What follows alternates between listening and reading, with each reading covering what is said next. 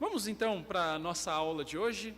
Bom, nós estamos estudando sobre a igreja, sua natureza, autoridade, propósito e culto. Nós já cobrimos a natureza da igreja, a autoridade da igreja e agora estamos tratando sobre o propósito da igreja.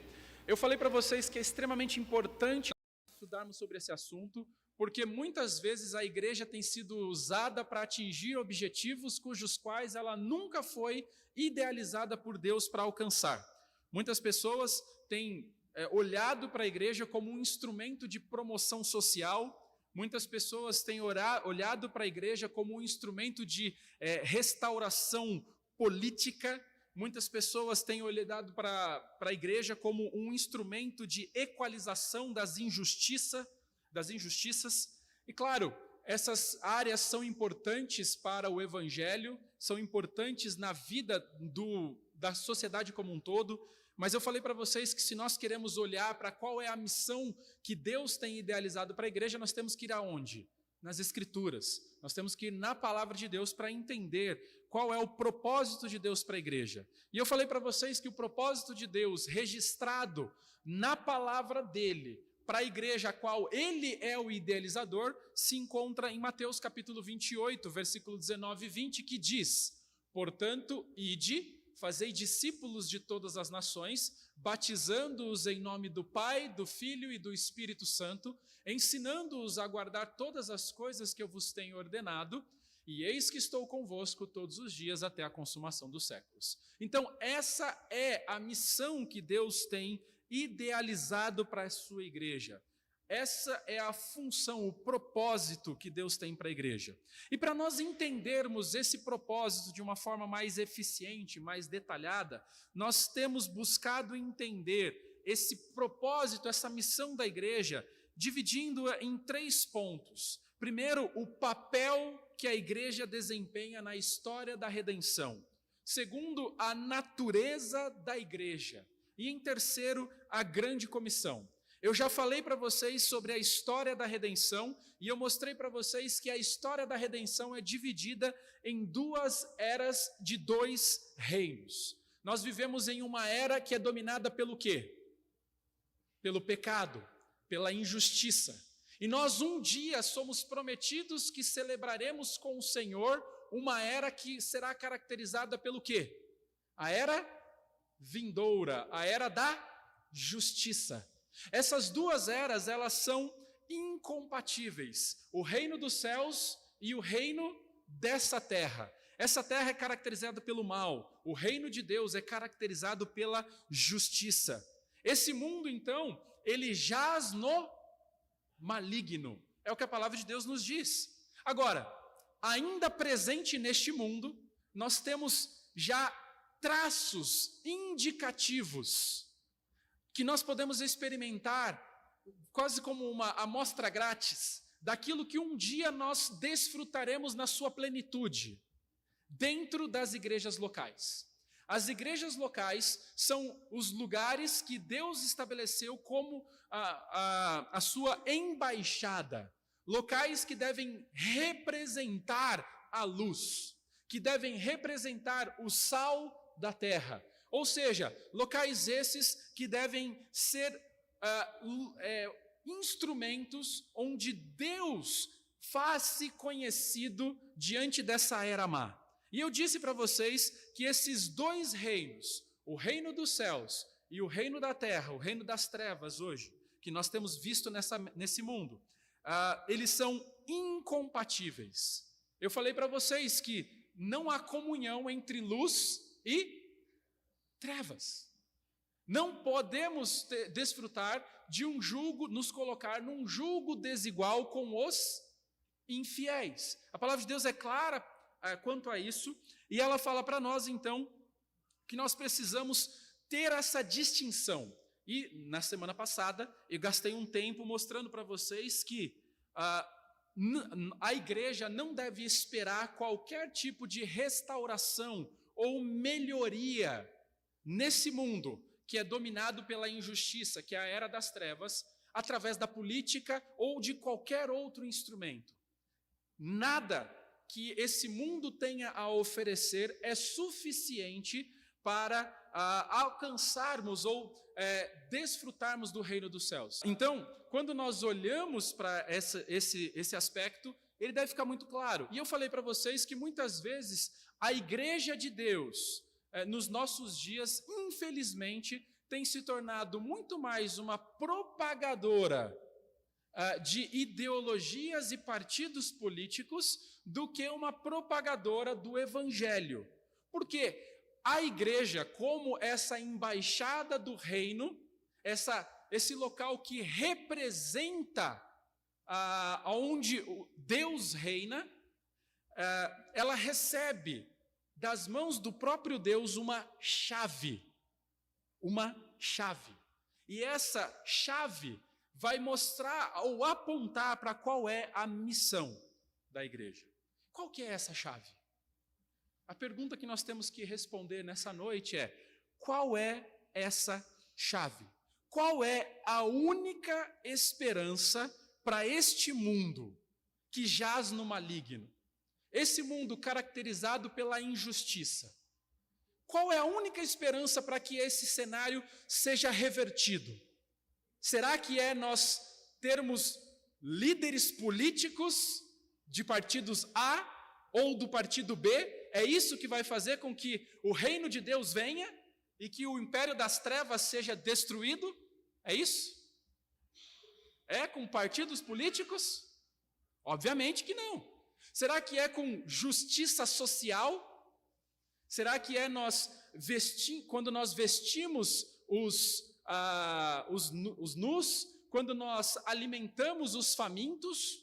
Será que é dessa forma que nós traremos o reino? Será que é dessa forma que o reino será estabelecido? Irmãos, quero deixar bem claro nessa noite, para cada um presente aqui e cada um que nos assiste também posteriormente a essa aula.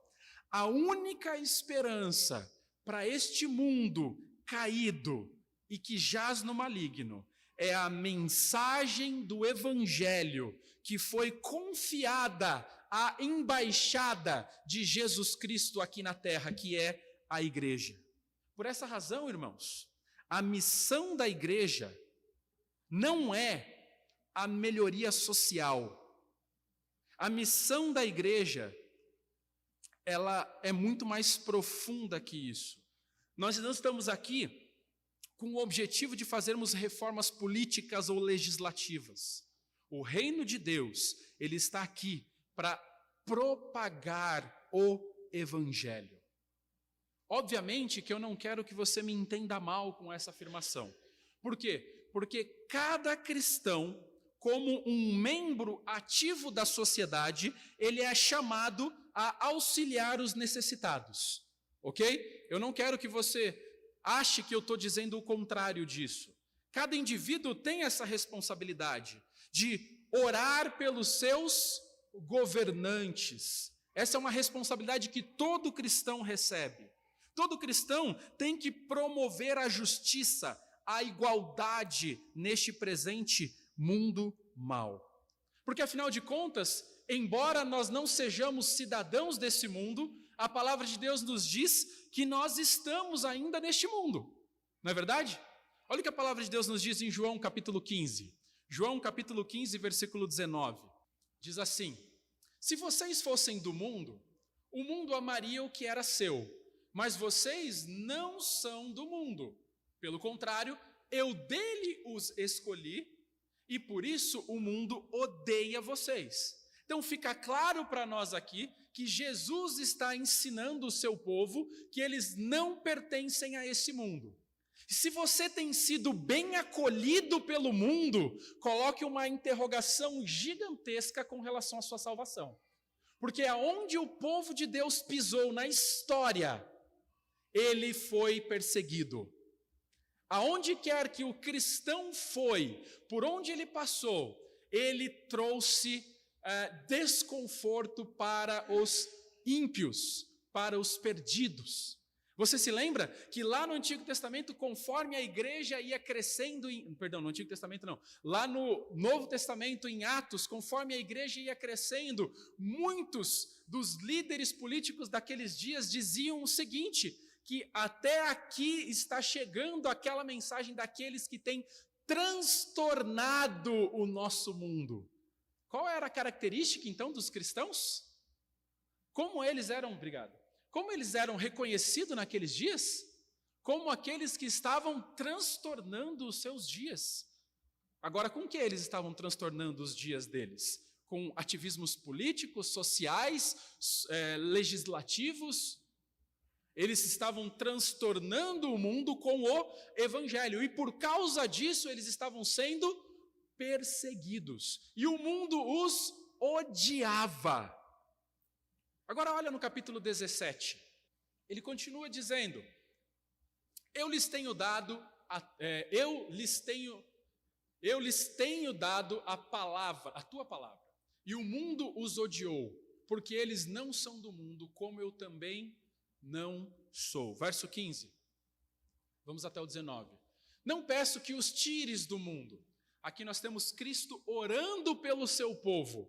É a tão famosa e conhecida oração sacerdotal. E Jesus está dizendo, na sua oração ao Senhor, e ele está orando por você e por mim aqui naquele momento. E ele diz: eu não peço que o Senhor os tire desse mundo, ou seja, eles são cidadãos desse mundo. Nós não somos chamados para viver uma vida monástica. Nós somos chamados a vivermos uma vida social comum. Mas nós somos chamados a não sermos escravos da maldade. Ele diz, mas que os guarde ou livre do mal. Eles não são do mundo, como também eu não sou. Santifica-os na verdade. A tua palavra é a verdade. Assim como tu me enviaste ao mundo, também eu os enviei ao mundo. E a favor deles eu me santifico, para que eles também sejam santificados aonde? Na verdade. Então, a palavra de Deus, ela é um instrumento que Deus tem usado para sermos santificados, com o objetivo de vivermos neste mundo e levarmos o evangelho para todas as nações. Então, a palavra de Deus, ela tem um impacto na forma como os cristãos, ou deve ter um impacto na forma como os cristãos vivem neste mundo. Os cristãos, eles são cidadãos desse mundo também, de uma certa forma, num certo sentido? Sim. Quando você nasceu nesse país, você nasceu com responsabilidades cívicas. Você tem responsabilidades cívicas. Se um dia você deixar de pagar o seu imposto de renda, você pode ter certeza que você vai ter sérios problemas. O seu nome vai ser levado à dívida ativa, você vai ter todos os seus bens e contas confiscados, e não adianta você chegar diante de um juiz um dia e dizer: eu não sou cidadão deste mundo, eu sou um cristão, eu sou um cidadão do reino celestial. Ele vai falar: legal, mas paga seus impostos. O cristão, ele ainda tem responsabilidades cívicas. Ele tem que votar, ele tem que pagar os seus impostos, ele tem que viver a vida aqui nessa terra, trabalhando, pagando as suas contas, como qualquer pessoa tem que fazer. Olha o que diz Mateus capítulo 22, versículo 21. Eles responderam: dê a César, então, de César, então, Jesus lhe disse: deem, pois, a César o que é de César, e a Deus o que é de Deus. Perceba que lá naquela época as pessoas já estavam querendo encontrar evasões para não pagar os seus impostos, né? O imposto que o judeu recebia de Roma naqueles dias era altíssimo. Eles estavam sendo subjugados. E alguns queriam também pegar Jesus no sentido de levá-lo a diminuir a responsabilidade que eles tinham de pagar os impostos e, ao mesmo tempo, também se livrar dessa carga tributária, e falaram: nós devemos dar esse imposto? Pagar esse imposto? Jesus vem claramente e fala o quê? Deem, pois, a César o que é de César. O que é que pertence ao imperador? O que é que pertence ao governo? O imposto. O que ele está dizendo? Ele está olhando para a moeda, o contexto fala isso, ele pega uma moeda que tem o rosto lá de César, e ele diz, dê a César o que é de César. Porque num aspecto humano, você é cidadão, então você tem responsabilidades sociais. Cumpra essas responsabilidades. Dê a César o que é de César. Então, você tem que pagar imposto? Pague imposto. Você tem que votar? Vote. Você tem que trabalhar? Trabalhe. Mas tudo isso com consciência de que também você é cidadão do reino. Ele diz, dê a Deus o que é de... Ao mesmo tempo que você é cidadão dessa terra, você também é cidadão celestial. Então você tem que pagar, dar a Deus o que é de Deus. Entre isso, aqui principalmente, eu entendo que ele está fazendo um apontamento para os dízimos e contribuições que o cristão tem que fazer também diante de Deus. Do mesmo jeito que ele tem que pagar o que ele deve a César, as responsabilidades que ele tem responsabilidade para com Deus. E ele deve cumprir essas responsabilidades. Deve fazer isso de que forma? Com uma consciência cristã que agrade ao Senhor. Então, o cristão, irmãos, eles são chamados por Deus para cumprir responsabilidades cívicas. Isso envolve também ajudar o próximo com suas necessidades físicas? Sim ou não? Claro que sim. Olha o que diz Provérbios capítulo 3, versículo 27 e 28. Provérbios 3, 27 e 28. Ele diz, não deixe de fazer o bem aos que dele precisam. Estando em sua mão o poder de fazê-lo, não diga ao seu próximo, vá e volte mais tarde. Amanhã eu terei algo para te dar. Se você tem isso em suas mãos, agora. Qual que é o princípio que nós temos aqui? Se Deus tem nos abençoado, se nós temos condições e existem pessoas ao nosso redor que têm passado por privações e dificuldades, e se nós temos condições de ajudar essa pessoa, nós não devemos recolher a mão a elas. Nós devemos fazer o quê? Ajudá-la, ampará-la, ter compaixão. De quem? Dos órfãos, das viúvas nas suas dificuldades, dos doentes, dos desempregados, daqueles que estão empobrecidos e muitas vezes marginalizados neste mundo. Nós temos essa responsabilidade? Sim. Agora, nós não temos a responsabilidade de custear vida de preguiçoso, que são coisas bem distintas. O que muitas vezes é colocado na nossa sociedade como auxílio social, muitas vezes estimula muito mais o ócio do que qualquer outra coisa. E não é esse tipo de prerrogativa que as Escrituras colocam aqui. A palavra de Deus fala claramente para nós, se alguém quer comer, faça o quê? Trabalhe. É dessa forma que é colocado. Ah, mas pastor, nós vivemos numa crise. Nós vivemos numa crise, as pessoas estão desempregadas, eu entendo. Mas eu sei e vi e experimentei isso dentro da minha própria família quando criança. O meu pai me deixou um exemplo de dedicação ao trabalho. Isso eu nunca posso negar e dizer o contrário. Porque ele tinha um excelente emprego numa excelente empresa multinacional que ganhava muito bem. E eu me lembro que quando ele perdeu esse emprego, ele procurou recolocação na área, não conseguiu. Ele não se preocupou com o que ele tinha que fazer. Ele não estava nem aí se era inferior à posição que ele tinha. Se pagava infinitamente menos do que ele ganhava. Ele foi, arregaçou as mangas e trabalhou no que tinha que trabalhar para colocar comida dentro de casa e para construir nossa casa, nosso lar, e ele fez o que tinha que ser feito, porque é isso que um homem faz. Ele vai se envolver, ele vai fazer e ele vai caminhar nessa direção. Ficar simplesmente entregando auxílios, isso e aquilo, não cria um ambiente onde você estimula o trabalho e o desenvolvimento social. É aquela que a gente costuma dizer.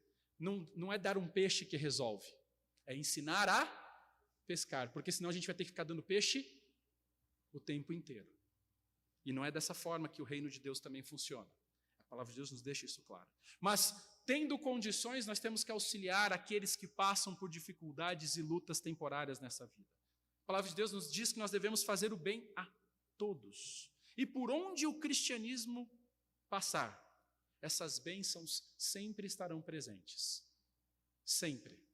Se nós queremos melhorar a sociedade, o melhor caminho para que isso seja alcançado é a apresentação do Evangelho. Porque aonde o Evangelho entra, há uma transformação social em todas as esferas. Todas as esferas. A criminalidade diminui. As diferenças sociais diminuem. Tudo diminui onde o Evangelho chega. Por isso que a igreja, ela recebe de Deus essa chave. A chave que a igreja recebe para estabelecimento do reino dos céus é o quê? O Evangelho. As bênçãos que nós desfrutamos com a propagação do Evangelho, elas são desfrutadas quando a igreja está envolvida na propagação da grande comissão, quando ela cumpre o seu papel de ir por todo mundo e pregar o Evangelho a toda a criatura. A igreja não é chamada para tomar o controle político das nações. Não é. Pelo contrário, muitas pessoas querem usar o aspecto religioso como um meio para influenciar pessoas a votarem nelas. Quantos pastores e seja lá o que você vai ver em campanhas que nós teremos no próximo, acho que o ano que vem tem campanha de política municipal, né? Aqui, prefeitos e tudo mais. Quantos vocês acham que vão aparecer lá como pastor sei lá o quê, pastor sei lá o... Quantas pessoas você acha que vai se usar da sua função espiritual para se promover em cargos políticos? Não é isso que vai trazer mudança social. A igreja não recebe essa responsabilidade de tomar controles políticos. A igreja sequer é chamada para alimentar as nações.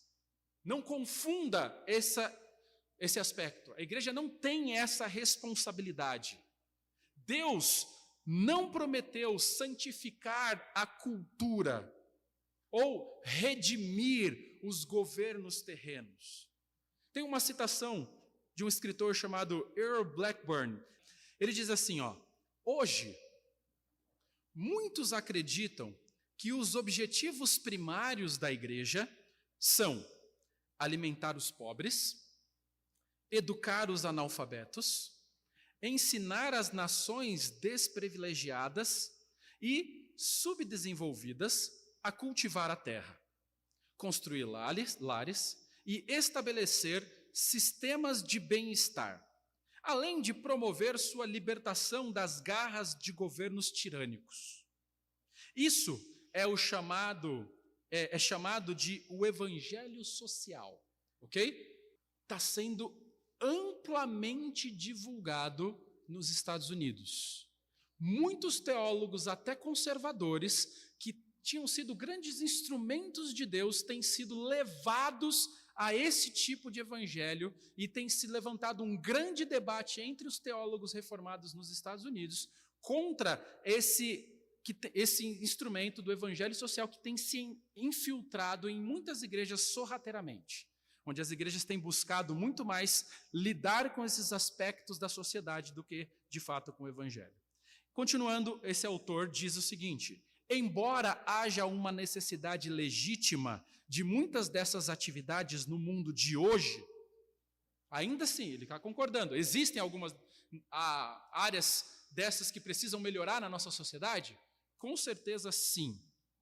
Mas ele diz, essas não são, prestem atenção, essas não são as principais responsabilidades da igreja. O evangelho social, e está entre aspas porque ele não é nem evangelho e nem social, não é um evangelho de modo algum. Então não é o evangelho. Tio de Satanás para desviar as verdadeiras igrejas de Deus do seu propósito principal. É triste, Mas muitas igrejas têm sucumbido para esse tipo de evangelho quantitativo, que se mede com taxa de sucesso quantos agasalhos foram distribuídos ou cestas básicas, que estão muito mais preocupados em furar poços no Nordeste do que de fato levar a água da vida para aqueles que estão sedentos. Aí, como eu disse, essas necessidades, como o autor aqui, Earl Blackburn, diz, essas são necessidades reais. Existem pessoas famintas, nuas e sedentas no nosso mundo? Sim. A igreja pode ajudar nisso? Pode e deve. Mas muitas têm feito disso a sua missão. Elas medem a sua efetividade em cumprir a grande comissão baseadas nesses dados. E aí que há um problema. É aquilo que eu falei para vocês lá no início, né? O que você prefere? Sair para uma viagem evangelística, onde você vai pregar em praças, onde você vai pregar em hospitais, em orfanatos, ou contribuir para montar cestas de mantimentos? O que você prefere? Promoção social é muito mais fácil. E muitas vezes as pessoas são levadas a crer e acreditar que elas estão cumprindo a grande comissão fazendo isso, quando na verdade a grande comissão não tem nada a ver. A missão para a qual Deus tem chamado a igreja a cumprir não tem nada a ver com isso. O principal propósito e missão da igreja é pregar o evangelho. Pregar o evangelho. Vou repetir. Pregar o evangelho. Faremos essas outras coisas? Claro que faremos, mas nunca iremos abrir mão de pregar o evangelho. A única maneira de a igreja cumprir a sua missão e avançar o reino dos céus é empunhando o poder do evangelho. Romanos, capítulo 1, versículo 16, nos deixa isso muito claro.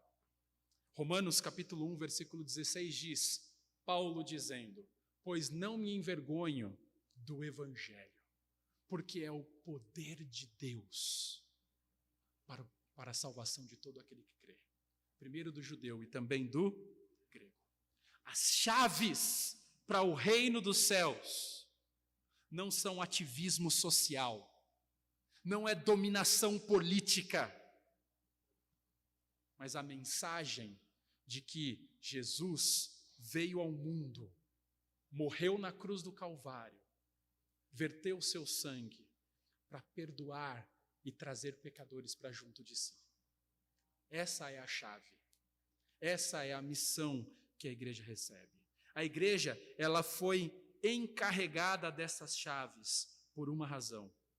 Porque somente dispensando os poderes da era vindoura por meio da pregação da palavra, os filhos deste mundo mau serão libertos da escravidão das trevas e do príncipe deste mundo.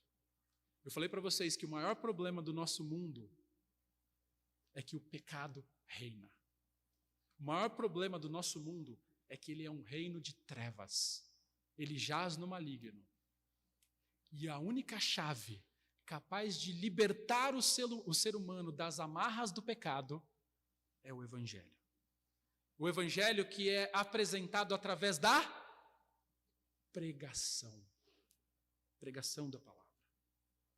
Somente pela pregação do evangelho é que o reino dos céus será expandido por todo mundo, até que todos creiam. O reino dos céus não avançará de outra forma. Não tem outro caminho. Existem caminhos que a igreja tem procurado fazer porque são mais convenientes a ela. É mais confortável do que de fato pregar o evangelho. A igreja então é chamada para resgatar os pecadores deste século mau, trazendo o poder e as bênçãos da era vindoura para somente aqueles que entregam as suas vidas ao Rei dos céus. Essa é a nossa função. Um dia, quando a acontecer o glorioso retorno do nosso Criador, toda a terra será restaurada. Então, toda lágrima será enxugada, todo sofrimento cessará, todas as dificuldades que são inerentes a um reino dominado pelas trevas, elas serão aniquiladas. Mas enquanto isso não acontece, a igreja tem a responsabilidade de expandir, de ser luz e levar cada vez mais indivíduos que são escravos do pecado a serem agora libertos dessa escravidão e se tornarem cidadãos do reino. Quando o reino dos céus estiver cheio de um povo redimido de cada tribo, língua e nação, conforme é dito em Apocalipse, então o trabalho e a missão da igreja estarão concluídos. Somente quando aconteceu o que está escrito em Apocalipse, que quando João olha e ele vê anjos, e ele vê pessoas de toda língua, tribo e nação, glorificando o nome do Senhor, aí nossa missão estará finalmente cumprida. Até lá, enquanto estiver no presente século mau, a igreja precisa se certificar de não se distrair e deixar de lado o único poder que tem para realizar mudanças reais neste mundo caído. Não se deixe seduzir, achando que você tem responsabilidades de melhorias sociais ou políticas neste mundo.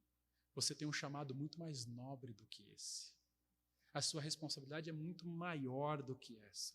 Você está aqui como um cidadão do reino, como um peregrino e um forasteiro, que pertence a uma embaixada do reino, com uma responsabilidade de levar mais pessoas a se tornarem cidadãs deste reino dos céus.